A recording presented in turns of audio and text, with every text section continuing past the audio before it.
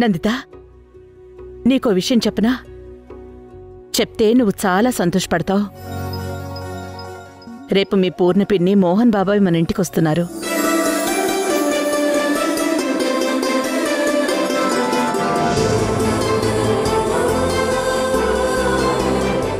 నాకు తెలుసు ఈ విషయం కూడా నీకు చాలా సంతోషాన్ని కలిగిస్తుందని. వాళ్ళు మన ఇంటికొచ్చి దాదాపు 10 ఏళ్లవుతోంది. ఓ 5 రోజులు ఉంటానన్నారు.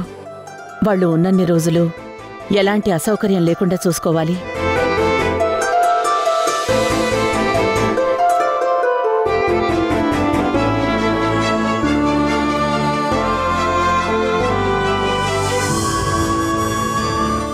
ముఖ్యంగా మీ వల్ల. మీ పెళ్లి టైంలో మావయ్య ఆరోగ్యం బాగోలేక రాలేకపోయారు. అందుకే కొన్ని రోజులు మీతో గడిపి వెళ్దామని వస్తున్నారు. మీ గొడవలు అరుపులు గది తలుపు దాటి బయటికి రాకూడదు.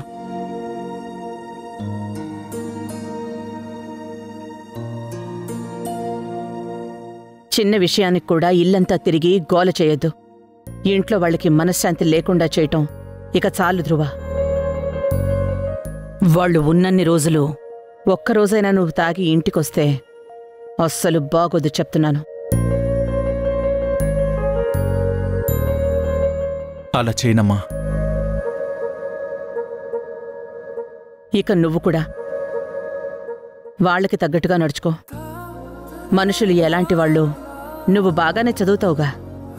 అలాగే మేడం.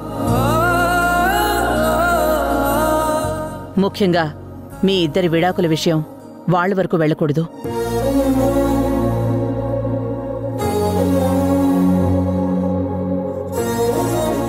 వాళ్ళు తట్టుకోలేరు.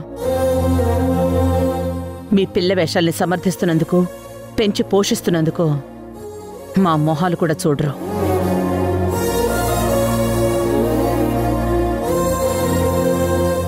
ఇది హెచ్చరిక అనుకుంటారో ఏమనుకుంటారో మీ ఇష్టం. కానీ మీరు మాత్రం హద్దుల్లోనే ఉండాలి.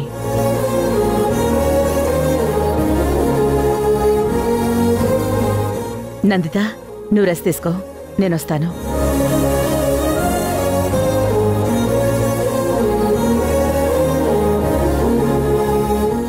అత్త, రేపటి నుంచి తన ఆస్కార్ లెవెల్ పర్ఫార్మెన్స్ మళ్ళీ మొదలవుతుంది. నిన్ను బుట్టలో వేసినట్టు వాళ్ళని కూడా వేస్తుంది.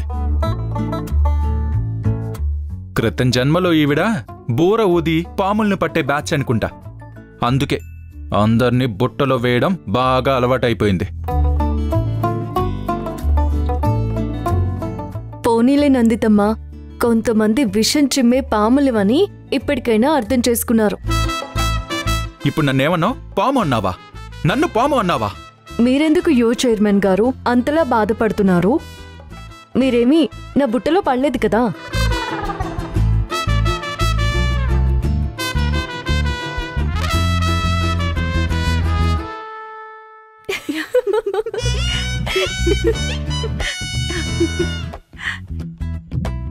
నందితమ్మా, మన వసుంధర రాటు తెలిపోయిందమ్మా.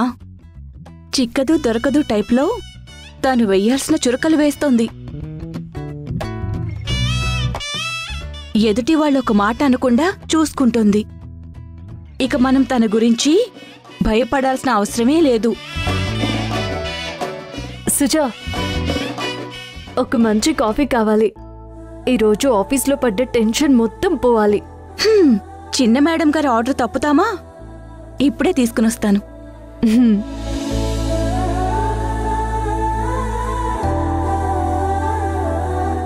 నందితమ్మ, ఈరోజు మీకు చాలా కబుర్లు చెప్పాలి.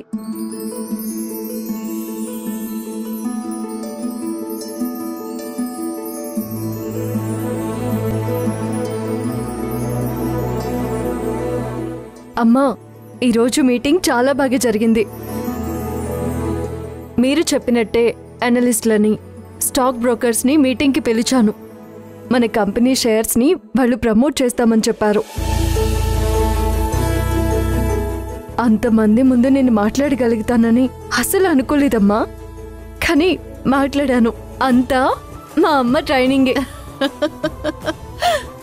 ఇదేం చూసావు వసుంధరా, నువ్వు చేయాల్సింది ఇంకా చాలా ఉంది.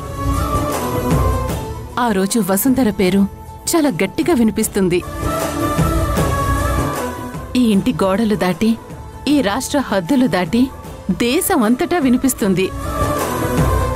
ఇలాంటి అమ్మ ఉంటే చాలు, ఏదైనా సాధించొచ్చు.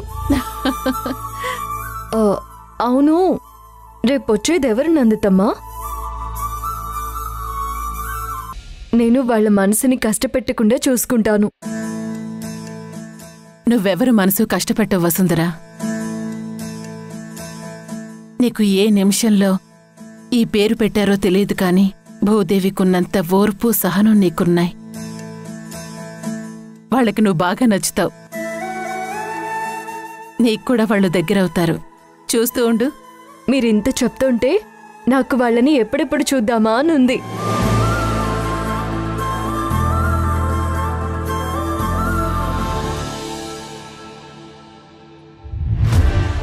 ధ్రువా, రంగి మేడం. చెప్పిన వంటలన్నీ గుర్తున్నాయి కదా? గుర్తున్నాయి మేడం. సాయంత్రం వాళ్ళొచ్చేసరికి చెప్పిన వంటలని చెప్పినట్టు రెడీగా ఉండాలి, సరేనా? సరే మేడం. సుజా, మేడం. పనివాళ్ళని తీసుకువెళ్ళి గెస్ట్ రూమ్ని క్లీన్ చేయించు, దుప్పట్లన్నీ మార్పించు. అలాగే వాష్రూంలో సోపు షాంపూలు ఉన్నాయేమో చెక్ చేయించు. నేను చూస్తాను మేడం. చంద్రన, అత్తయ్య వాళ్ళు గుడికి వెళ్తూ ఉంటారు. ఇంట్లో ఒక కారు డ్రైవర్ని అరేంజ్ చేయి. తనెప్పుడూ ఇంట్లోనే ఉండాలి. అలాగే మేడం. ఓకే. ఇంకా అమ్మమ్మమ్మమ్మమ్మమ్మ, ఇవన్నీ వాళ్ళు చూసుకుంటారమ్మా. నువ్వు కూల్గా ఉండు. అది కాదురా అమ్మా, ధ్రువా. ఆఫీస్కి టైం అవుతుంది. పద నువ్వు. చంద్రన్న, కార్తీ, పదమ్మా, పద నువ్వు. పద ముందు.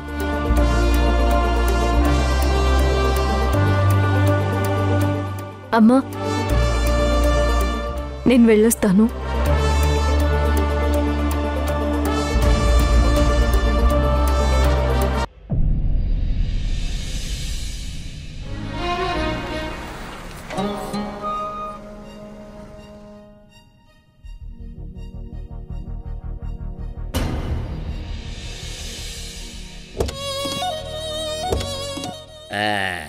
అమ్మయ్యా,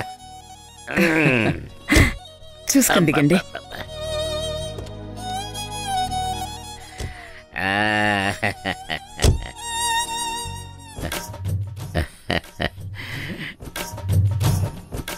నందిత, అంతా కుశలమేనా?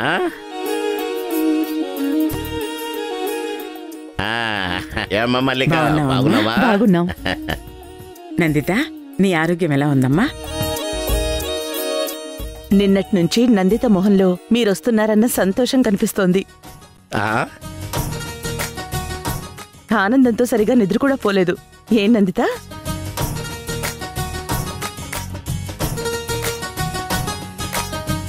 ఇలా రండ్రా. దగ్గరికి రారా. రామ్మా, వచ్చిట పక్క పక్క నిల్చోండి. చూడ చక్కని దంటారా మనవడా. మంచి అమ్మాయినే సెలెక్ట్ చేసుకున్నారా? పడుతాయి. తాతయ్య, నీకింకా ఈ కొట్టే అలవాటు పోలేదా? నేను కాకపోతే ఇంకెవరు కొడతారా నిన్ను?